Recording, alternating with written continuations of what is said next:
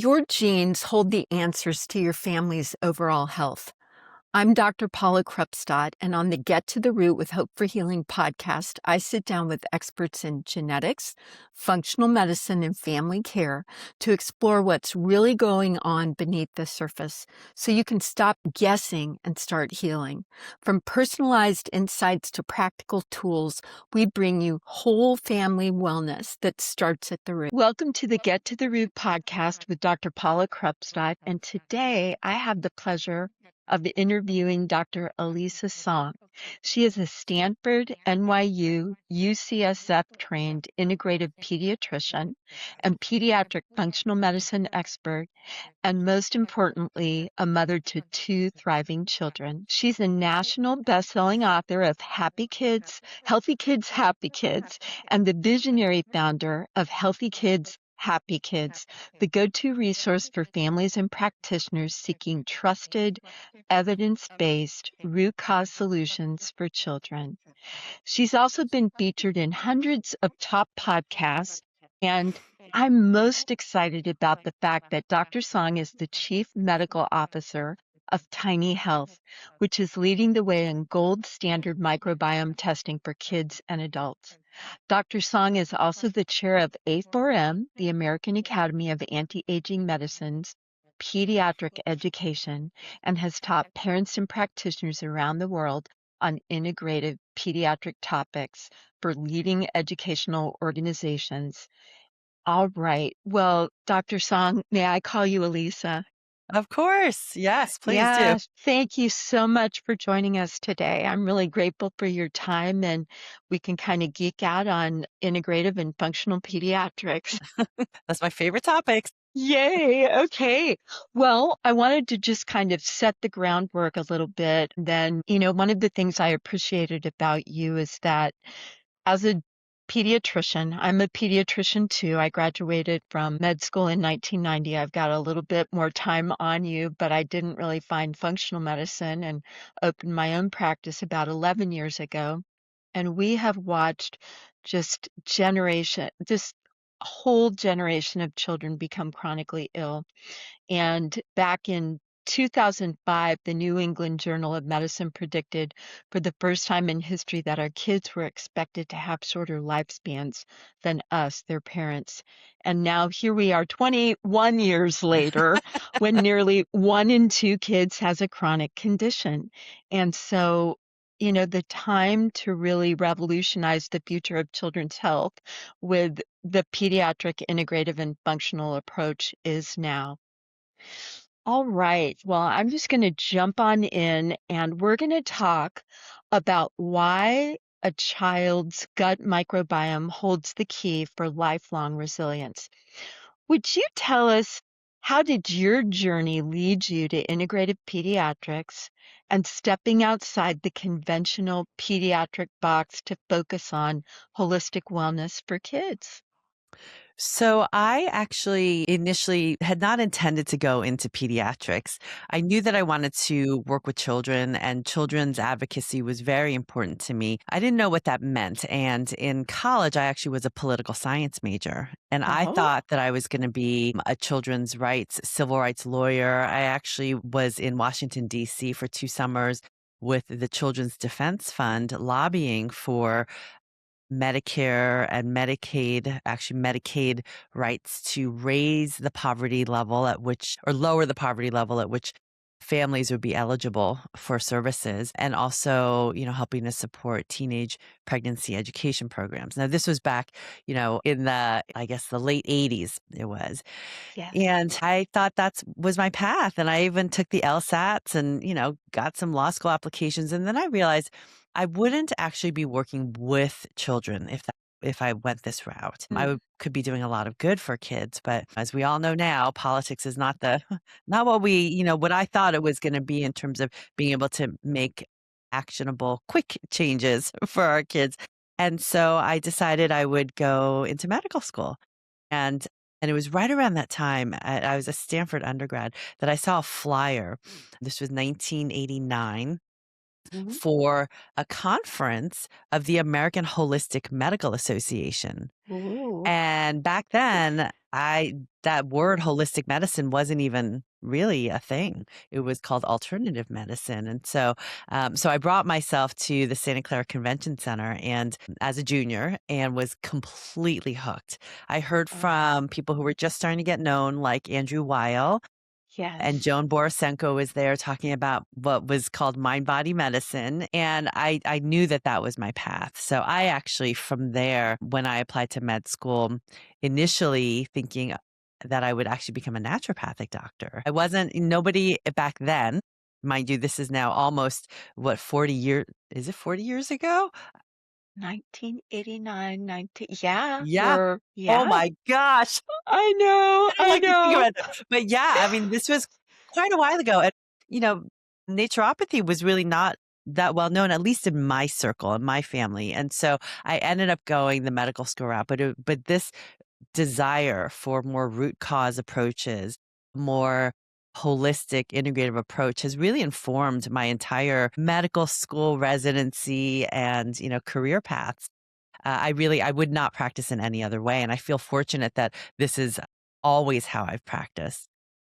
Yeah, that's beautiful. The other thing is where you were on the West Coast had a lot more things available. I mean, I was the first integrative functional pediatrician in the Houston area, and people are like scratching their heads, and I kind of have coast jealousy because of all you have available. Now, in There, your yeah. book, oh, go ahead. Oh no, Go I, ahead. I I think that we are at an inflection point where parents are demanding this, right? And Yes. more practitioners and pediatricians are interested, opening their Yes. minds. Not as many as I would like, but it's coming. And if we look back, it's way more than it was when you and I were starting. So I'm grateful that this is being recognized as really the path that we need to take for kids.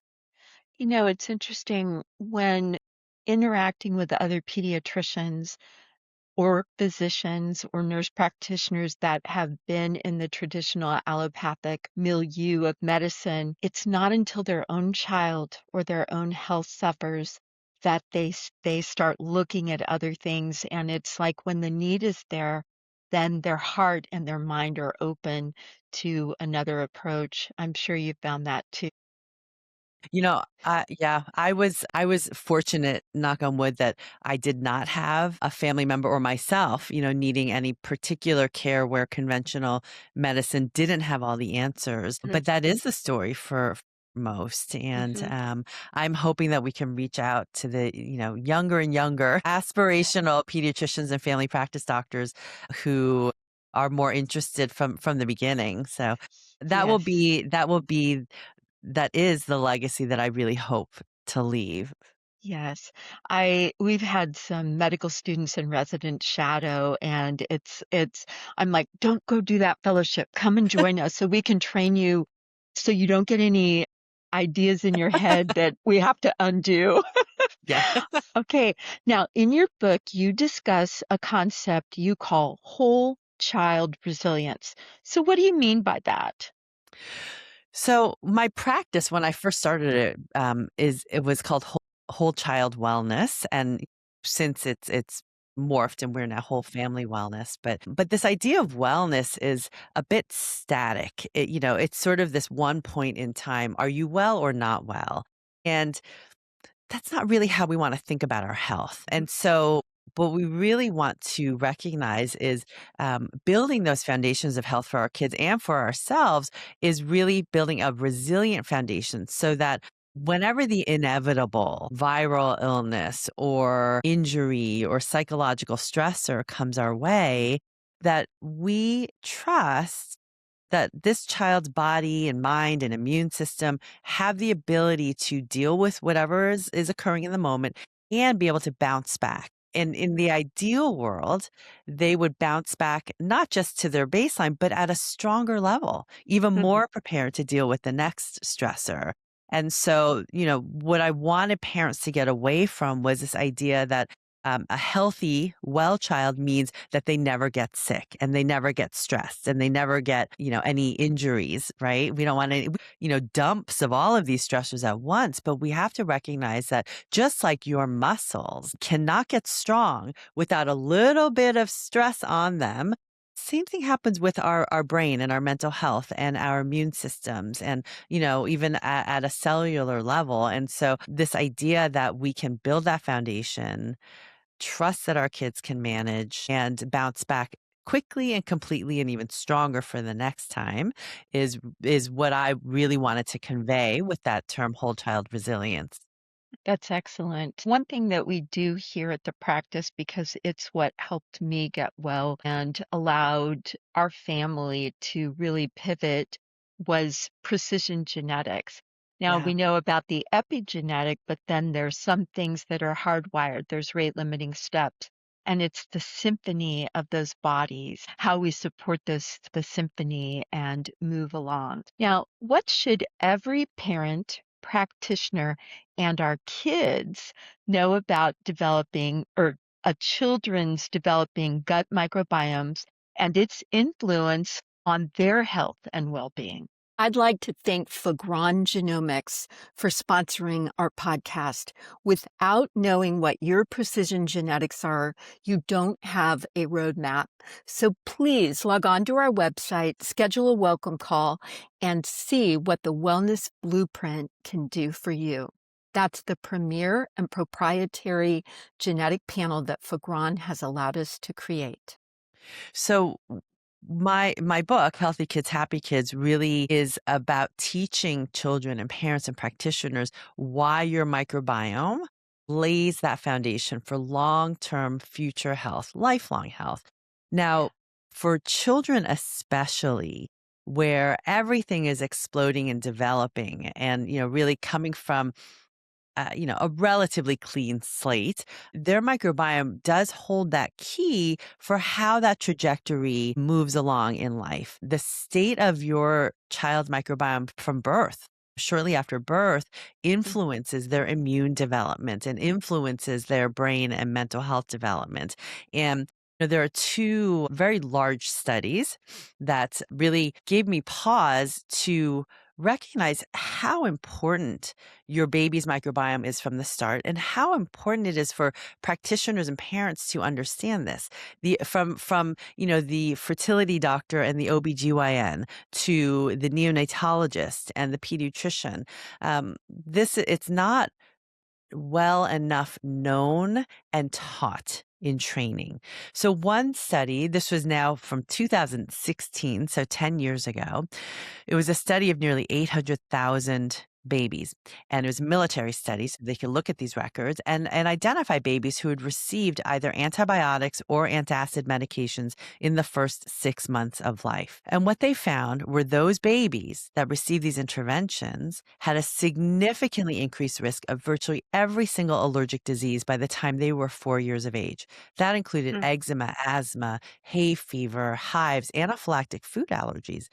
Now, I mean, you and I have been doing this long enough that when we were in training, anaphylactic food allergies was really rare. It was Correct. rare to write an EpiPen prescription.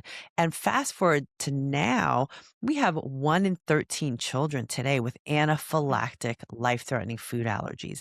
And we can trace that back to the shift in their early microbiomes, especially with this loss of a very important species in babies, bifidobacteria for the audience, where we know that babies are losing their bifidobacteria. From a study from 2025 last year, the Baby Biome Project, that found that babies, both C-section and vaginally birthed, it didn't matter. About 3/4 of babies born were deficient in bifidobacteria, and about 1 in 4 had no bifidobacteria. And so when we're thinking, how do we prevent or manage a child's eczema, asthma, food allergies? The key is really to start from the very beginning. And another study that was a study of 1 million births. This was it was Denmark, I believe. I can't remember if it was Denmark or Finland, but 1 million births.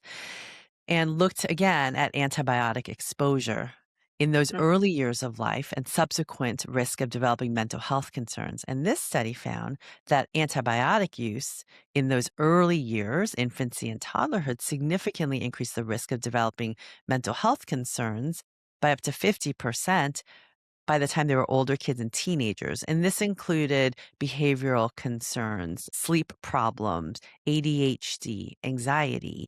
And how rampant are those nowadays? Uh, So, and the younger the exposure, the higher the risks.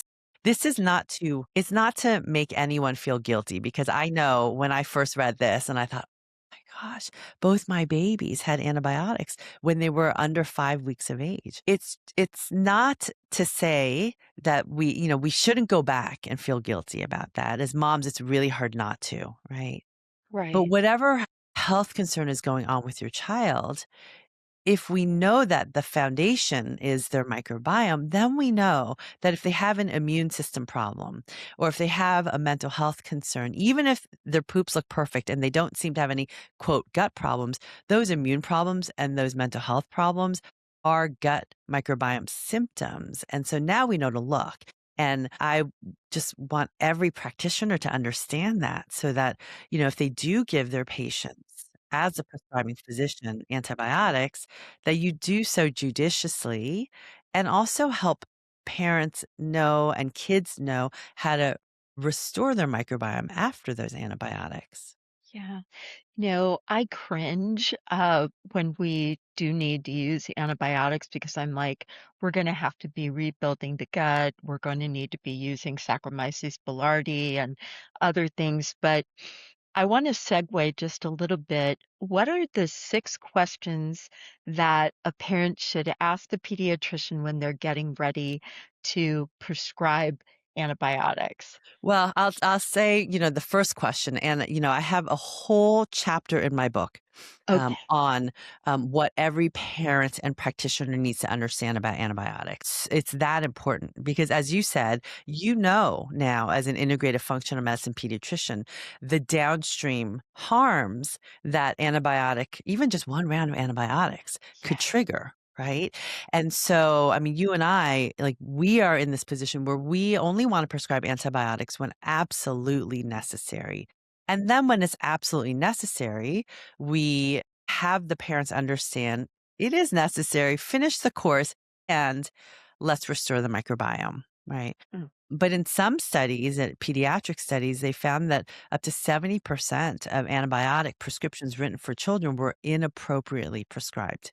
mm, So, for viral illnesses, which are the most common illness in children, or perhaps a broader spectrum than kids really needed. The number one question I want every parent to ask when their practitioner, whether it's an urgent care, practitioner, or whether it's your primary care doctor, when they prescribe an antibiotic, the number one question to ask is, "Hey, doc, is this prescription really necessary?" mm. Now, it sounds really simplistic, but if you imagine, back to the days when we had busy ER shifts, and I remember working at an urgent care temporarily while I was trying to make money, before I started the practice. And I mean, you are seeing maybe, gosh, I mean, it's like 40 patients, in like a 3-hour shift. And I mean, I remember one shift, I kept seeing the charts piling up on the door, and I did not have time to go to the bathroom, to get a glass of water, to eat anything. And I mean, I literally almost developed a bladder infection that night. It was Right. awful. And so Right. if you imagine a pediatrician in that situation, sad to say, but the easiest thing to do is to write that prescription, right? And Right. there are parents who come in who their main objective from that urgent care or ER visit is to get a prescription. Now, people listening to this podcast, that's not you, right? Right. But if you simply pause and ask the prescribing practitioner, is this really necessary? It helps them to pause and know that you are not that parent. You are not the parent that just wants a prescription for an antibiotic. You're the parent that will take it if it's necessary, but wants to be more thoughtful and Mm, judicious. And that alone can open that conversation because we know, for instance, with ear infections, earaches are the number one reason for a visit to the pediatrician's office. that for the vast majority of children, a watchful waiting approach, waiting 48, 72 hours before starting the antibiotic is recommended by the American Academy of Pediatrics. It's not always followed by conventional pediatricians. And Yeah. one study found that physicians were nearly 2 times as likely to prescribe an antibiotic, even when they knew that that antibiotic was likely not appropriate and that it was not Yeah. gonna help, when they thought that the patient wanted one. Yeah. And it's just a nature of our very broken healthcare system, right? Yes. And so this is something that for parents, if you can now you understand the downstream effects of the antibiotics and you can, be a more informed advocate for your child, right? That's very important. Yeah, I'm glad you unpacked that. Just last week, I saw a new little patient with autism, and when I did the exam, there was some fluid behind one of the ears, but we drew a CBC the same day. We also do a therapy here called ozone Yep, insufflations.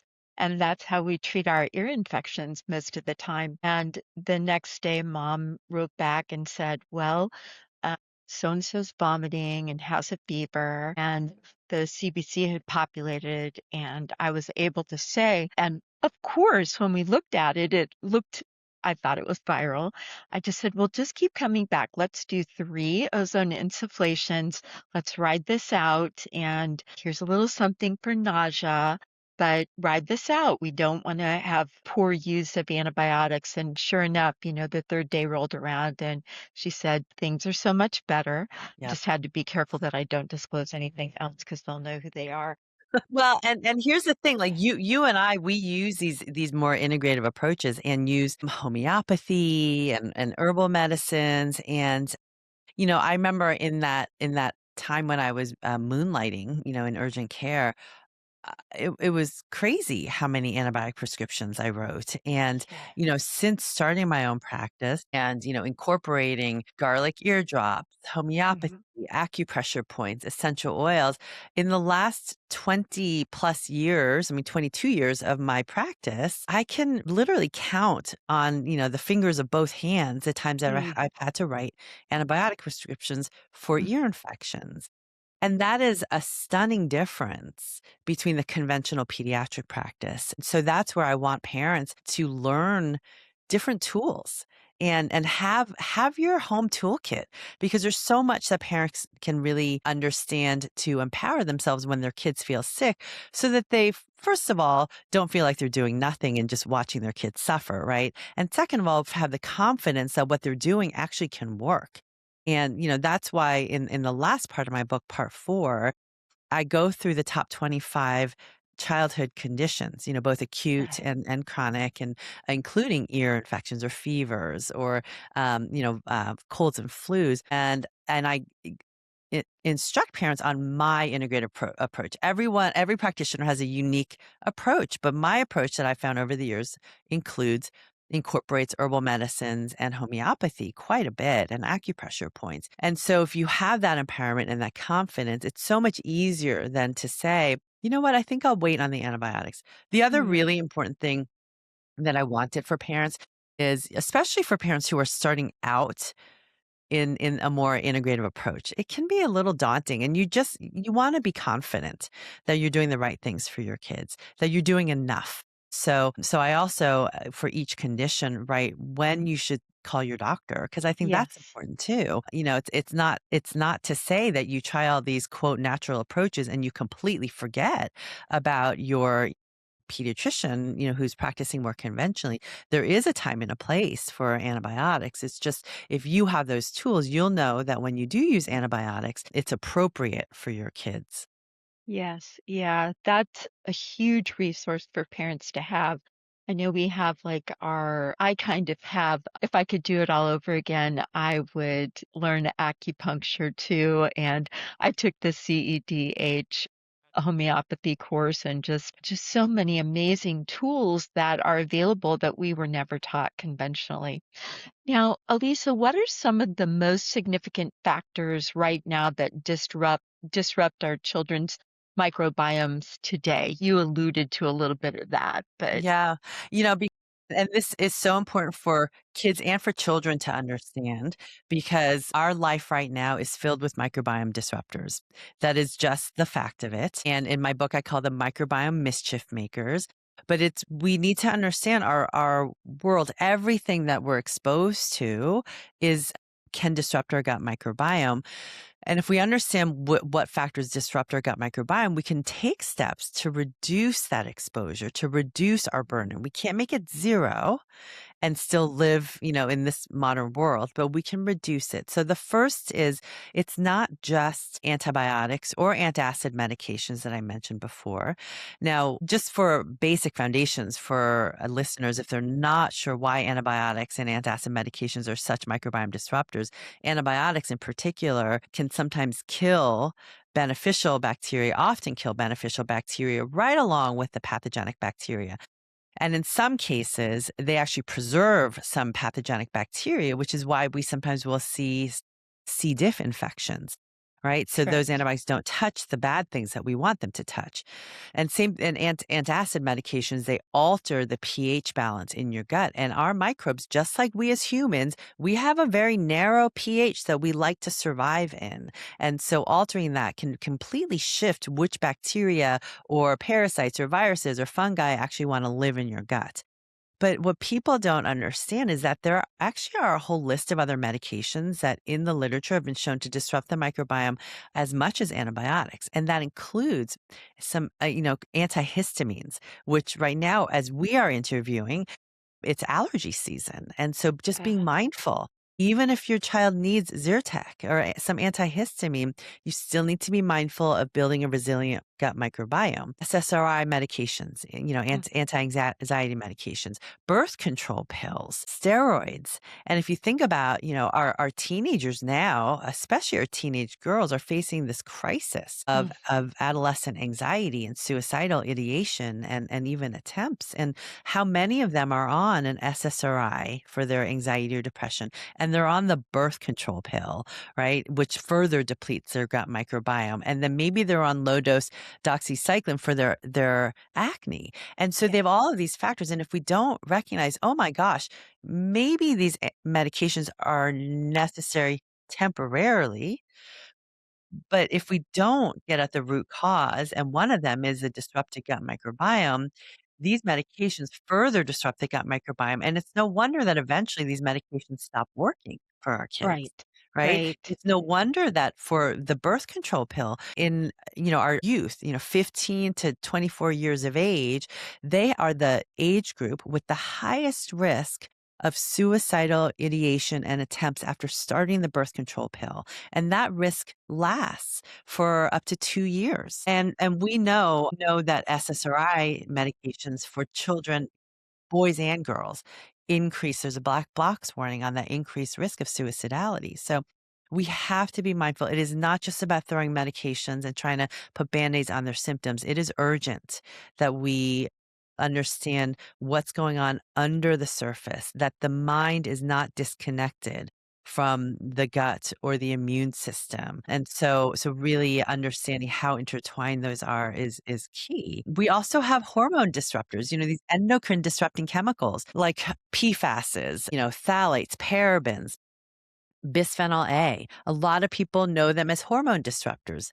Well, they disrupt way more than our hormones. In the literature for kids, we know that it can affect cognitive development. It can affect mood. It can affect their immune system, increasing the risk for inflammatory diseases and autoimmune diseases and even cardiometabolic diseases. Well, how does it do that if it just disrupts your hormones? There's one paper that actually calls to change the naming and identify these as microbiome disrupting chemicals That would because be excellent if they'd change that the name. explains the far-reaching ripple effect that these quote hormone disruptors have on virtually every single organ system in our body. Yeah. And then, beyond medications and environmental toxins, there's lifestyle stress. I mean, psychological stress, lack of sleep, not moving your body, lack of hydration, all of those can disrupt our gut microbiomes. And so the most important thing for me is to first shine the light on this for parents and kids understand where they actually have the power themselves to move the needle, Uh, right? Because you have power over how you live and move and eat.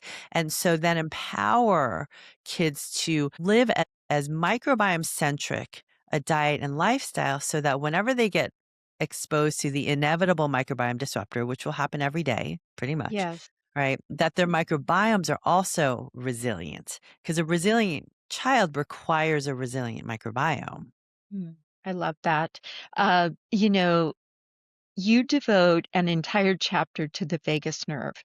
And it's interesting. We have a little breathing chart part, all the different types, and soft belly, and then the little breath whistle.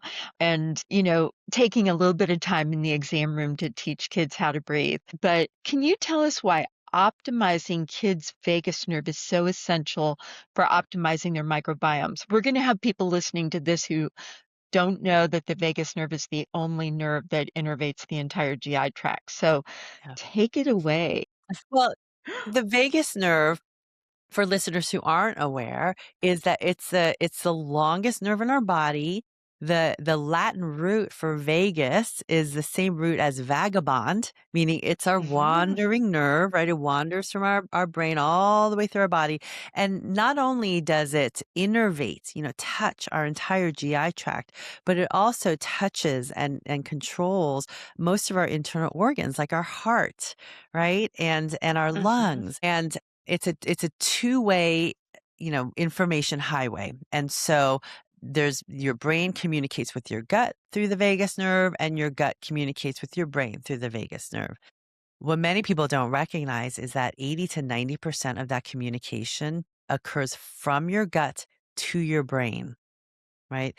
So the importance of the Yes. gut microbiome, really key because what's happening in the gut microbiome, all that signaling, whatever is unhappy in the gut microbiome will be then conducted up to the brain.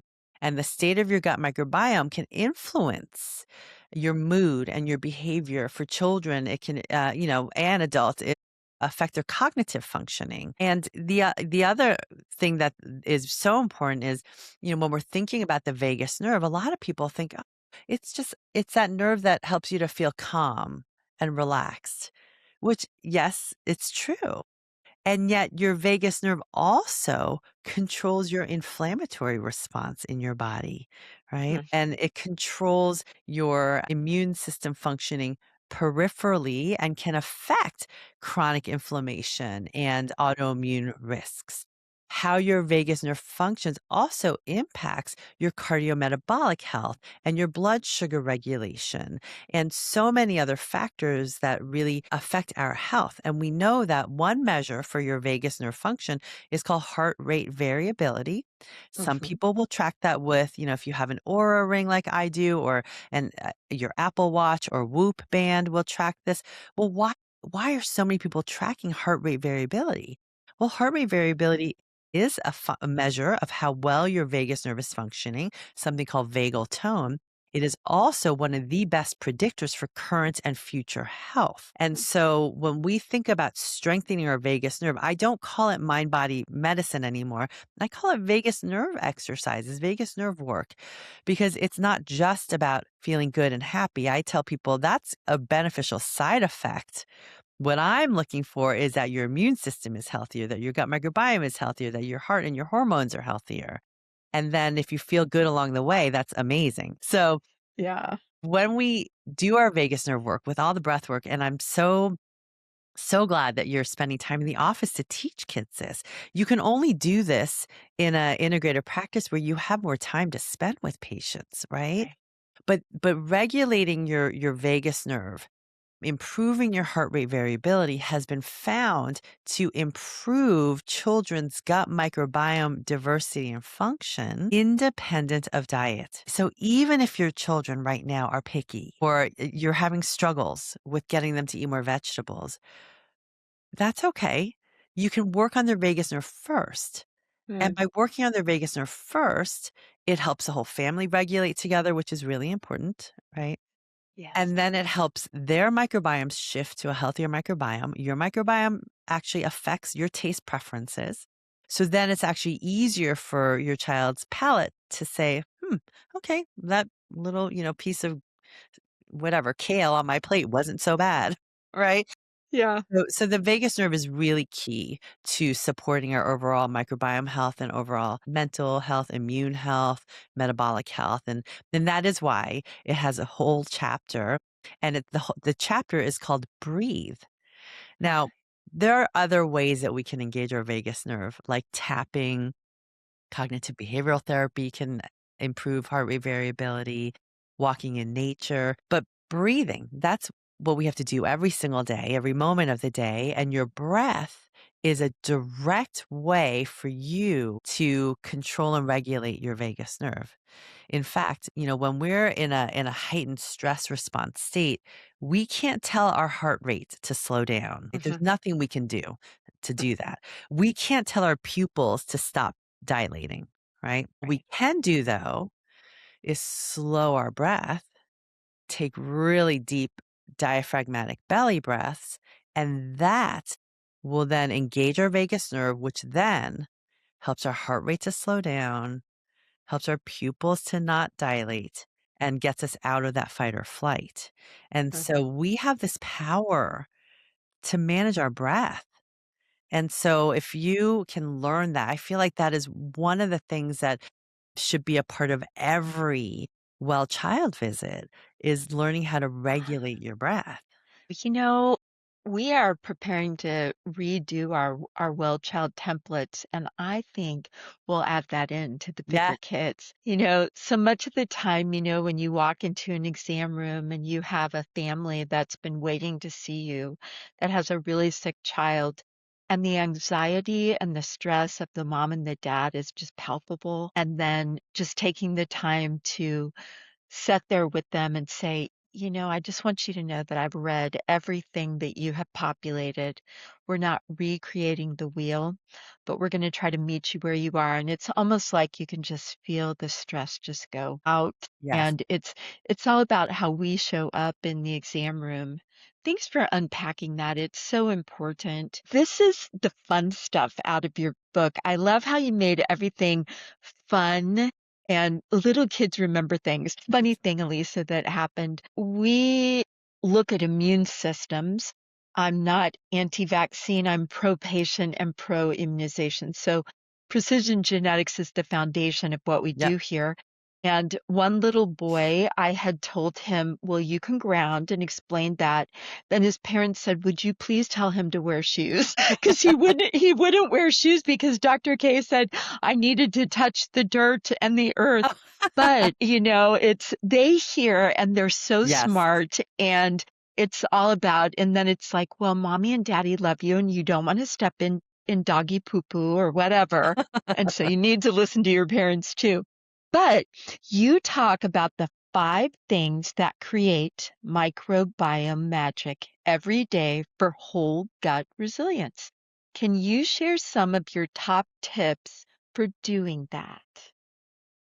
So I wanted to make sure that everything in my book was grounded in science. So there's tons of references. In fact, we had to pull the references out and make it a whole separate PDF because it was so many. And I know parents don't want to carry around. It's a big enough book already, but also that it is doable and actionable and fun because otherwise you don't have lasting changes. One of my main goals was to educate and empower kids too. So I have, kids reading parts of the book with their parents. I've had teenagers, and actually, what's been so just warms my heart is I've had college students read parts of the book. And then when they come back, they'll tell me about, how they're trying to, eat in a way that supports their microbiome or even send me photos Yes. of the food they make. So it does, it does come back. And I also wanted to make your job as a parent easier. It is always easier when it doesn't come from you, right? I mean, Right. even for my own kids, I'll say, just read that part of my book because if it comes from me, it's a little different, right? Right. Also for practitioners, because if your patients read the book first, I've had so many practitioners say that now they don't have to explain all of the foundations of why the microbiome is so important, why we're doing the stool test, why we're talking about the gut. They can just start right away into the plan, into a more, precision, personalized plan. And I love the marriage of a stool microbiome test and genetics testing Oh, because yes. the genetics testing, when you understand your genetic variants and your SNPs, then you can fine tune your potential. Yes. How do we Yes. optimize your health trajectory moving forward? And then a gut microbiome test lets you know, well, what's happening right now?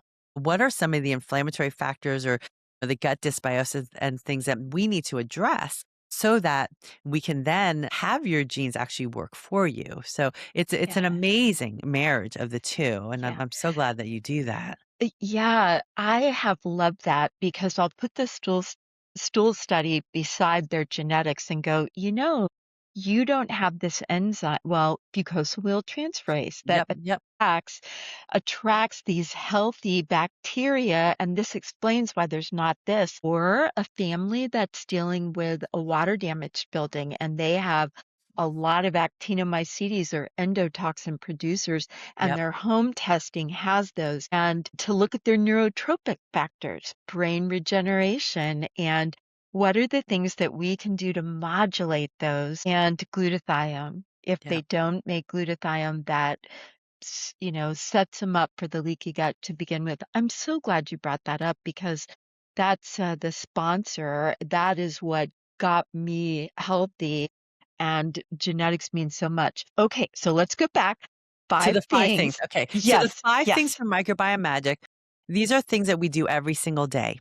And so I wanted families to know if we do these in a microbiome-centric way, if we can learn how to be a gut hero and all of these things, then you build that foundation of microbiome resilience. It is not about perfection, but it is about understanding what these 5 things are. And these 5 things, each of them has a chapter. Actually, Nourish has 2 chapters. So Nourish, what we eat, is in 2 parts. Nourish part 1 is what microbiome champions do we really want to focus on in trying to get more of in our diet.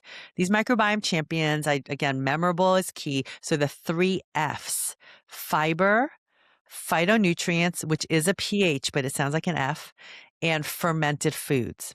Okay. And I give clear tables on different options to choose from, the fiber content of different foods.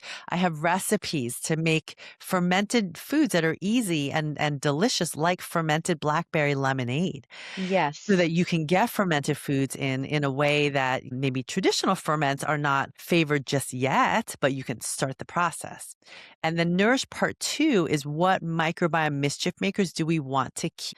And so I talk about 3 main ones in our food. So FDA approved food additives, especially this category of additives called emulsifiers, which Mm. keep your food together, sauces, protein bars, ice cream, from becoming a goopy mess. And yet they can directly trigger leaky gut and increase gut inflammation. So we need to understand that.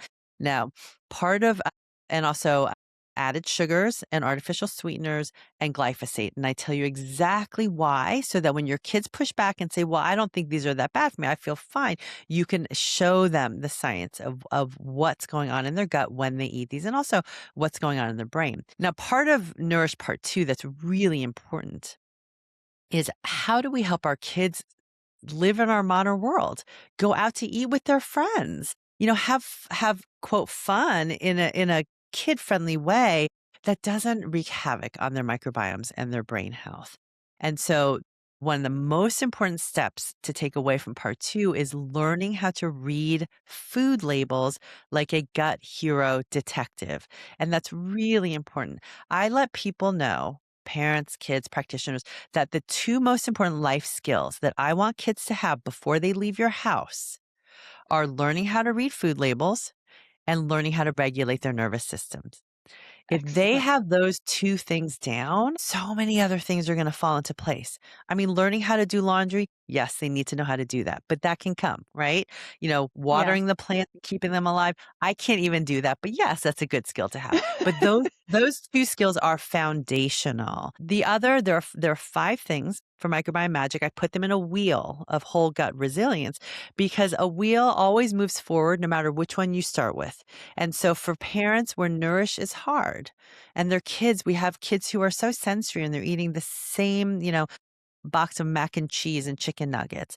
At least from there, part 2 is important. Try to make those swaps so that you're choosing, the better for their gut and brain chicken nuggets and box of mac and cheese. Yeah. But then there's also breathe. We spoke about breathe, how to engage your vagus nerve. There's also how we move, how we hydrate, and how we sleep, because all of those can support our gut microbiome. And so if your kids are really picky, then maybe start with the movement piece. Mindful movement every day can help support a healthier gut microbiome. And there's little fun challenges that you can do in the book and different exercises to really make it memorable and doable for your whole family. Yes, yes. I love how you've made it, you can join anywhere you want and progress, not perfection, and one lateral swap here and there. It's just where we meet people. So how can we, as parents and practitioners, help support this movement to revolutionize the future of children's health and help kids thrive in our modern, ultra-processed world? Yeah.